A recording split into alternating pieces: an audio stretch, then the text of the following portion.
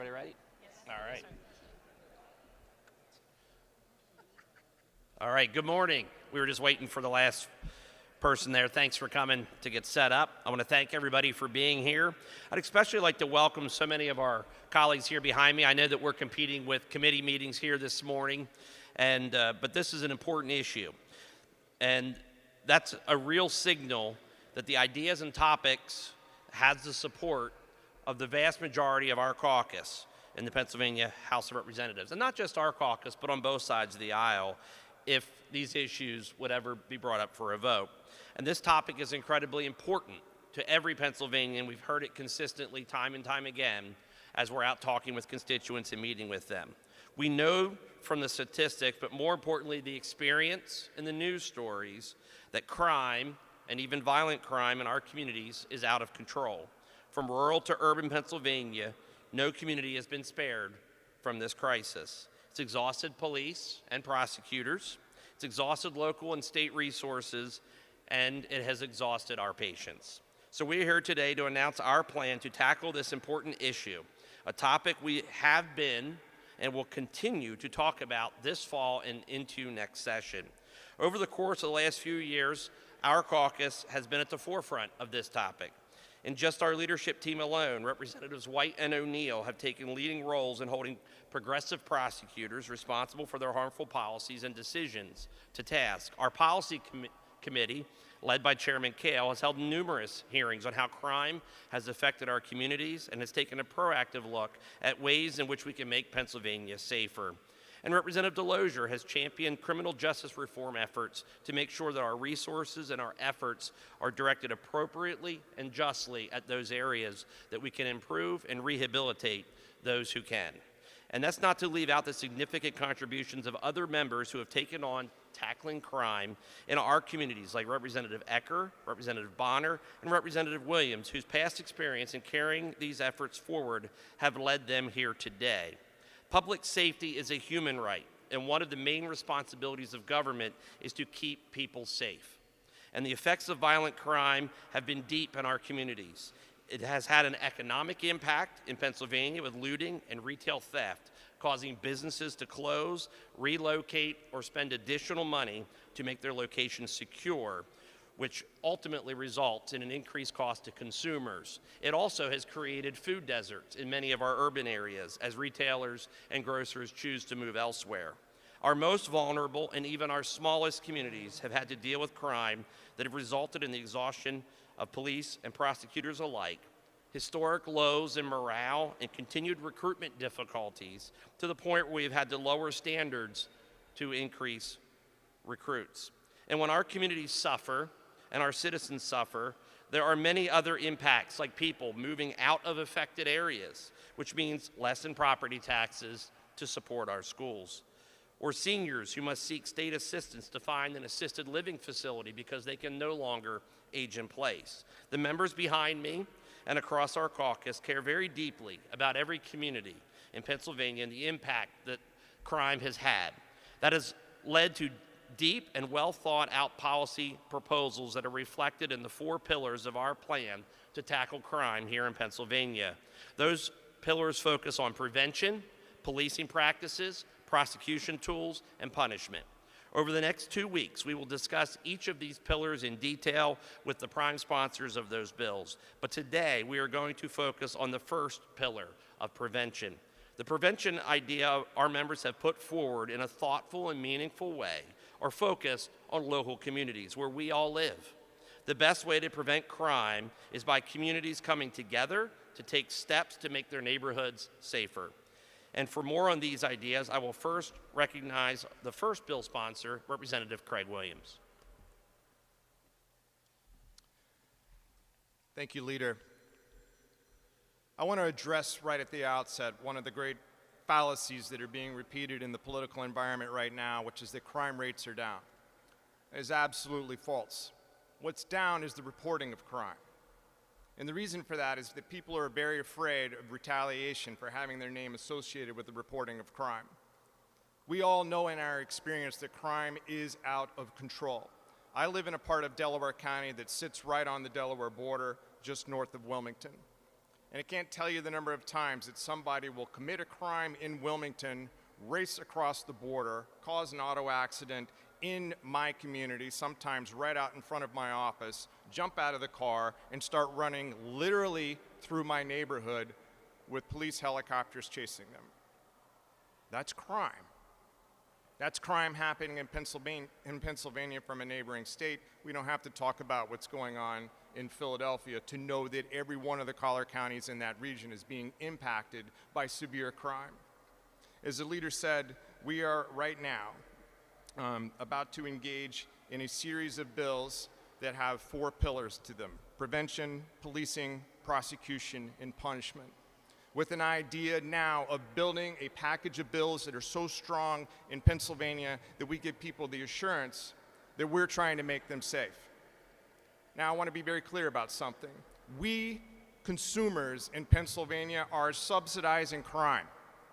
We subsidize crime with our paychecks. You think inflation's out of control, there's a portion of that that is related to retail theft, to online scamming, to a number of things where the costs of goods are then passed on to you. I want you to imagine that you're the local gas mart, like the one across the street from my office, that is held up at gunpoint and suffers thousands, if not hundreds of thousands of dollars in losses.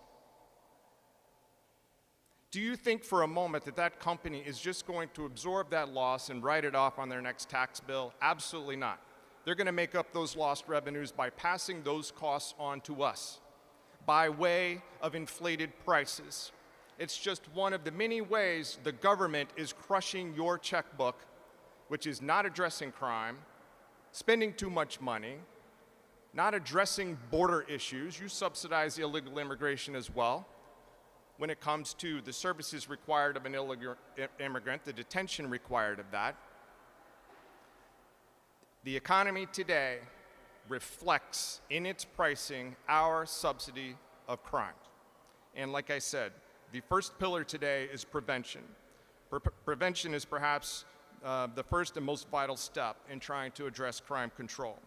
The legislation I'm introducing today, along with my colleagues, addresses the need for citizen involvement in crime prevention while ensuring that those who report crimes are protected from retaliation.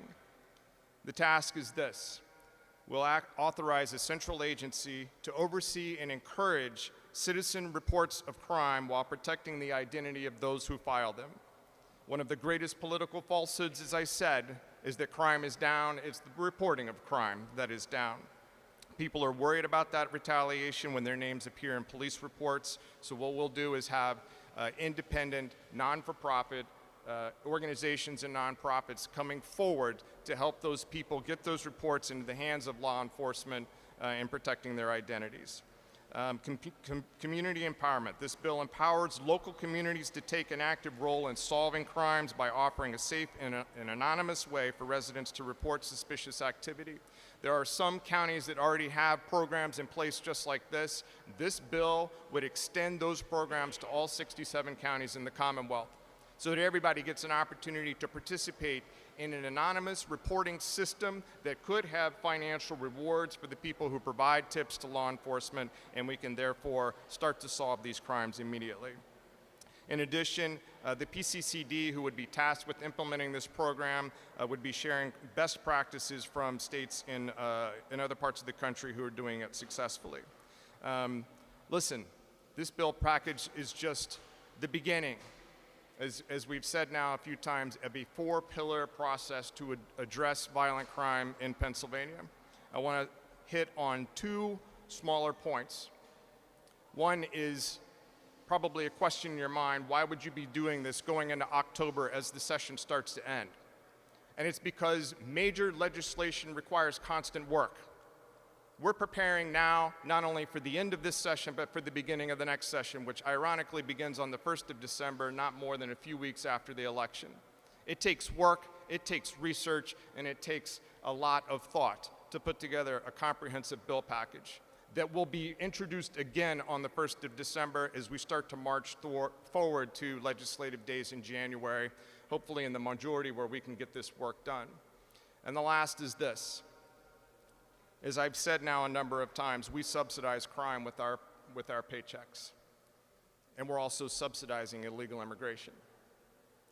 And I put to you that the package that you will see later in this session and again in December will have an illegal immigration component to it. We will be working with our external stakeholders to start putting together legislation that will encourage them to honor ICE detentions, that's Immigrations and Custom Enforcement, that will make sure that our detention facilities are looking to ICE for immigration detainers.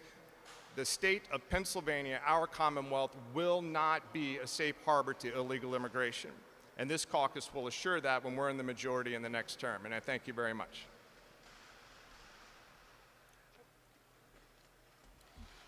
Thank you, Representative Williams. I'm State Representative Valerie Gatos. My district is the suburb of Allegheny County, right outside of Pittsburgh. I certainly thank our leader, Cutler, for putting this package of bills together, but most importantly, our Policy Committee Chair, Josh Kale, for going out to the communities and finding out what they want most and how we can help them. So this entire package of bills was brought to us by the community who have asked us, please help them. So despite what some news sources are saying, we're indeed facing an urgent and escalating crime problem in Pennsylvania. But while some types of offenses are actually down, over the last 10 years, data shows that while the number of those offenses have decreased in some ways, what has increased is violent offenses. And that makes up a larger proportion of all of the offenses across the Commonwealth. So these rates are increasing, and it is imperative that we take action now on this.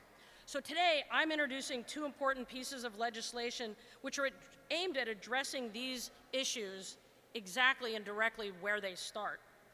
This first bill would authorize neighborhood watch programs. We all know that people who know their communities the best are the residents who actually live there. With the proper support, vigilant neighbors can serve as those eyes and ears of our neighborhood, helping to deter and prevent crime before it happens. This bill would create a clear framework for communities to organize their own neighborhood watch programs, ensuring that they receive the proper training. And I stress, they receive the proper training and necessary support from the local law enforcement.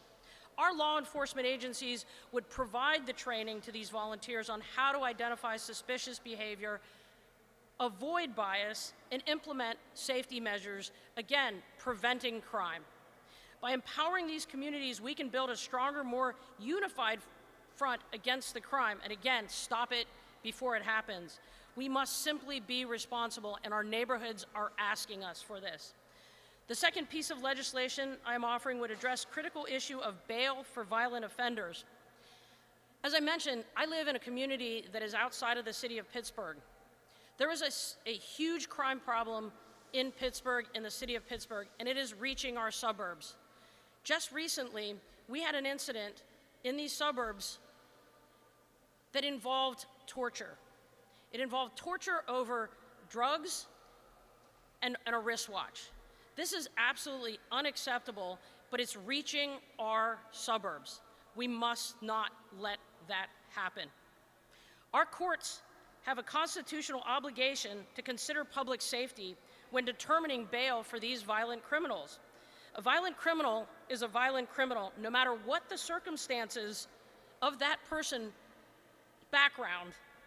And as such, this is addressing the most dangerous individuals, and releasing them on bail has shown that it leads to tragic consequences. Again, no matter what the circumstances, violent offenders should not be permitted to commit further acts of violence. So to enhance this public safety, my bill would establish a rebuttable presumption against bail for certain violent offenses. This means that for specific and serious crimes, courts would be required to prioritize public safety. That's prioritizing public safety, while of course maintaining the due process and a person's constitutional rights. We must simply ensure that our justice system reflects the commitment of our communities and our law enforcement right here in protecting the public. So these two bills represent a comprehensive approach to addressing crime in Pennsylvania. And again, it is brought to us by the communities who are asking for our help. By empowering these communities to stop the crime before it happens, plus ensuring the accountability for those violent offenders, we can begin to restore a sense of safety and security for all of Pennsylvanians. No more revolving doors for violent criminals.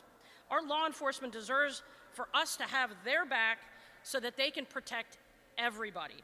So I'd like to say a specific thank you to our law enforcement officials for putting their lives on the line, and we want to take a moment to recognize them for all the work that they do, because we have their backs.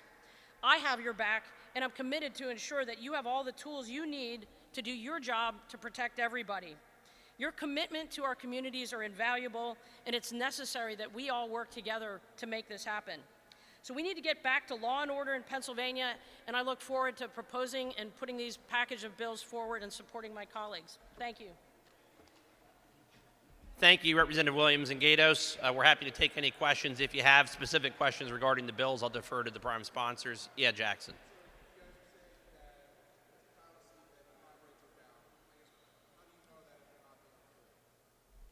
Well, I think Representative Williams gave a great example in his speech regarding, essentially crime that spills over. Addition, when you look at the point that Representative Gatos raised regarding violent crime, that's actually the more troubling problem. I think when you look at just some of the legislation that we took a look at earlier this session, it was the Speaker herself who wanted to make and change, the protocols, if you will, for pardons down from a unanimous vote down to 3/5.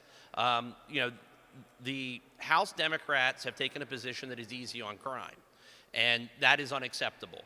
And when you have issues that continually rise up, I mean, look, they recognize politically that bill would not survive. That's why they did not run it. And that's why we've continued, as Chairman Kale has went across the Commonwealth, holding hearings, hearing stories about the small communities that are impacted, whether it's from fentanyl deaths to violent crime with murder and weapons. Those are all issues that continue to be at the forefront of the news. You guys know because you report it.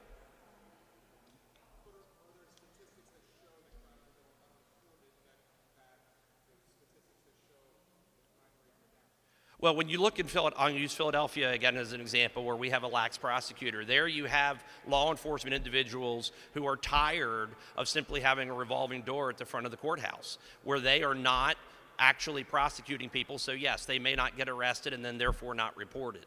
That's a problem. This is not a new problem. When you look at Philadelphia specifically, the number of homicides spiked after COVID, and while it may look better, the truth is it's still a huge problem just because of how high it spiked after COVID. Other questions? All right. Thanks, everybody. Appreciate it.